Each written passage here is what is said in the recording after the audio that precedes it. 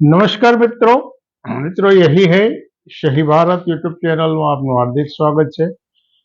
મિત્રો આપણે એક મહાન વિભૂતિની વાત કરવી છે જેણે ભારતની પ્રજાને ખાસ કરીને ભારતની મહિલાઓ ઉપર ઘણો મોટો ઉપકાર કર્યો છે।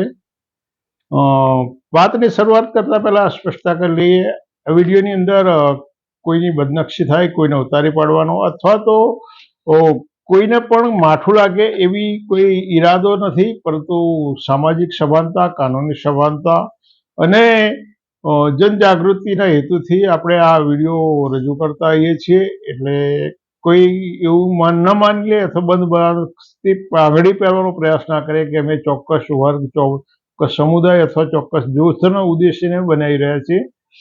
આપણે એવી વિભૂતિની વાત કરીએ છીએ જેણે વર્ષો પહેલા, અનેક વર્ષો પહેલા, સદીઓ પહેલા આ ભારતની પ્રજાની સામાજિક સુધારણાનું કામ કર્યું હતું। પરંતુ એ વાત કરતા પહેલા ભારતની અંદર જે માન્યતાઓ, ધાર્મિક માન્યતાઓ હતી, એક માન્યતા એવી હતી કે આ પૃથ્વી શેષ નાગની ફેણ ઉપર ટકી રહી છે।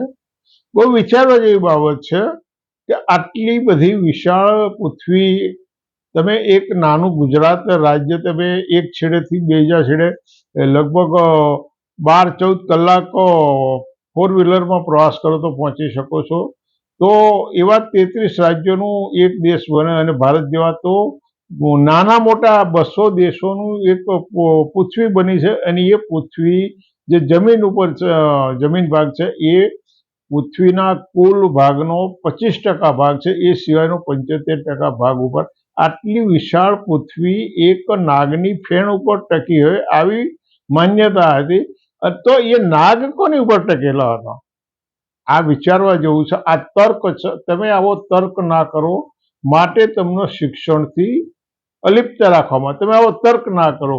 પૃથ્વી શેષ નાગની ફેણ ઉપર ટકેલી છે, પરંતુ એ નાગ કોની ઉપર ટકેલા હતા અને નાગ જેની ઉપર ટકેલા હતા એ નાગ કોની ઉપર ટકેલા હતા, ક્યાં ટકેલા હતા, તમે આવા તર્ક ના કરો। એટલે આવી અંધશ્રદ્ધાની એક વિશાળ શૃંખલા ભારતમાં પેદા થઈ અને આવી અંધશ્રદ્ધા સાથેની નાબૂદી સાથે સામાજિક સુધારણાનું કામ આજે પણ હમણાં ગુજરાતમાં અને ભારતની અંદર અમુક બનાવો પ્રેમ લગ્નોના એવા આવ્યા કે ભાઈ અમારી દીકરી અમને પાછી આપો, તમારી દીકરી તમે પાછી લઈ જાઓ।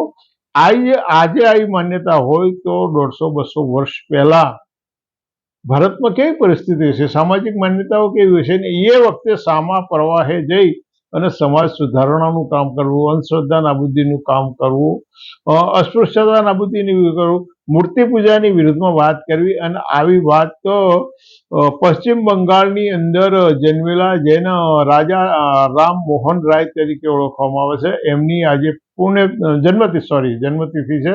એટલે પશ્ચિમ બંગાળના હુગલી જિલ્લાના રાધનપુરમાં 1772માં જન્મેલા રાજારામ મોહન રાય બહુશ્રુત વિદ્વાન હતા। એમણે ફારસી, અરબી, અંગ્રેજી, ગ્રીક અને લેટિન ભાષાઓનો અભ્યાસ કરેલો હતો। એમણે હિન્દુ ધર્મ, ઇસ્લામ ધર્મ અને બીજા વિવિધ ધર્મોનો અભ્યાસ કર્યો હતો। અને આ બધા અભ્યાસના અંતે એમણે જોયું કે આ દેશની અંદર જે માણસ હજારો ટાંકણાઓ મારીને પથ્થરમાંથી મૂર્તિનો આકાર બનાવે છે, એવી મૂર્તિની પૂજા થઈ રહી છે, અંધશ્રદ્ધા પૂર બહાર ખીલી રહી છે। પોતાની સગી ભાભીને પોતાની નજર સમક્ષ એમણે સતી થતા જોયા અને એના કારણે એમણે સતી પ્રથા વિરુદ્ધ એ સમયે ખૂબ મોટી જિહાદ ચલાવી અને એના કારણે 1829ની અંદર બ્રિટિશ સરકારને કાયદો લાવવાની ફરજ પડી અને સતી પ્રથા વિરોધી કાનૂન, આ સામાજિક સુધારણાનું બહુ મોટું કામ હતું।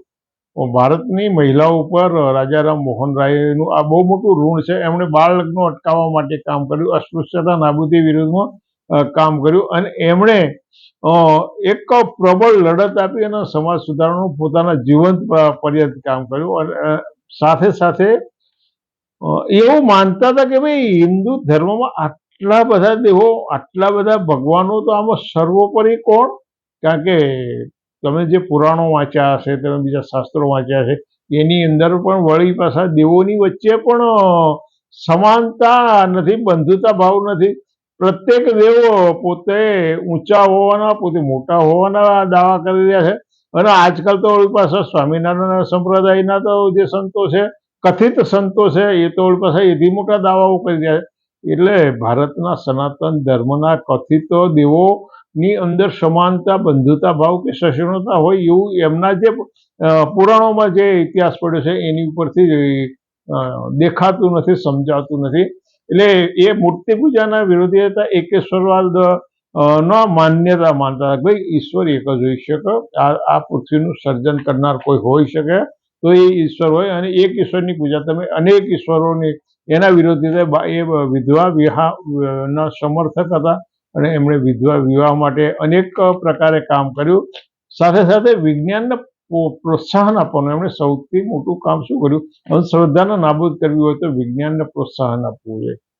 અંધશ્રદ્ધાની નાબૂદી માટે વિજ્ઞાનના તર્ક સાથે વિજ્ઞાનનું અને ગણિતનું શિક્ષણ, અને એને સાથે સાથે એમણે સૌથી અગત્યનું કામ અંગ્રેજ શાસનને અનેક પત્રો લખી અને અંગ્રેજી શિક્ષણના ફેલાવા માટે પશ્ચિમી શિક્ષણ ભારતમાં આવે, અને એના કારણે પશ્ચિમની સમાનતાવાદી લોકશાહી વિચારસરણી ભારતમાં આવે, અને એના કારણે ભારતની અંદર લોકતંત્ર પ્રસ્થાપિત થાય એ દિશામાં એમણે પ્રયાસો કર્યા. અનેક પત્રો બ્રિટિશ સરકારને લખ્યા, અને એના કારણે એક કરતાં વધુ કોલેજો પશ્ચિમ બંગાળની અંદર પ્રસ્થાપિત કરવામાં રાજા રામ મોહન રાયનું ખૂબ મોટું યોગદાન રહ્યું છે. અને સાથે સાથે એમણે પત્રકારત્વમાં પણ ખૂબ મોટું કામ કર્યું, કારણ કે સામાજિક સુધારણા માટે પોતાનો મત લોકો સુધી પહોંચાડવા હોય તો ઘેર ઘેર આવી વાતો ના કરી શકાય, પરંતુ કંઈક માધ્યમ હોવું જોઈએ. એટલે આવું ગોદી મીડિયા એ ટાઈમે નહોતું. એમણે પોતાનું સ્વતંત્ર સંવાદ કૌમુદી નામનું બંગાળી ભાષાનું એક અખબાર શરૂ કર્યું, અને એ પછી મિરાત અલ નામનું અખબાર એમણે ફારસી ભાષામાં શરૂ કર્યું. એટલે ટૂંકમાં જે મનુસ્મૃતિની જે માન્યતાઓ હતી, વેદોની જે માન્યતાઓ, એનાથી એકદમ એ વિરુદ્ધમાં હતા. પરંતુ સાથે સાથે એ હિન્દુ ધર્મ અથવા સનાતન ધર્મના વિરોધી નહોતા. જે એમાં બખેડા હતા, જે અંધશ્રદ્ધાઓ હતી, ખોટી માન્યતાઓ હતી, એના વિરોધી હતા. અને એમણે ભારતીય સામાજિક સુધારણાનું ખૂબ મોટા પાયા પર કામ કર્યું. અને એમણે જે સામાજિક સુધારણાનો પાયો કર્યો, એમના સમયગાળાની અંદર પરદેશ જવું એટલે હિન્દુ ધર્મમાં પાપ મનાતું, દરિયો ઓળંગવાને પાપ માનતું. એ સમયગાળામાં એમણે પરદેશ ઇંગ્લેન્ડ જઈ અને ભારતના લોકોની અનેક સમસ્યાઓ રજૂ કરી, અને એમણે ભારતીય તંત્રની અંદર કંઈક સુધારા આવે એવા કાનૂનો ઘડવામાં રાજા રામ મોહન રાયની ભૂમિકા અગત્યની છે. એટલે એ વખતે દરિયો પાર કરવો એનો પાપ મનાતું હતું, પણ એમણે એ પાપ વોરીને, એ કથિત પાપ હોય તે વોરીને પણ સામાજિક સુધારણા, એટલે રાજા રામ મોહન રાય ભારતીય સામાજિક સુધારણાના પિતામહ છે, ભારતીય સામાજિક સુધારણાના.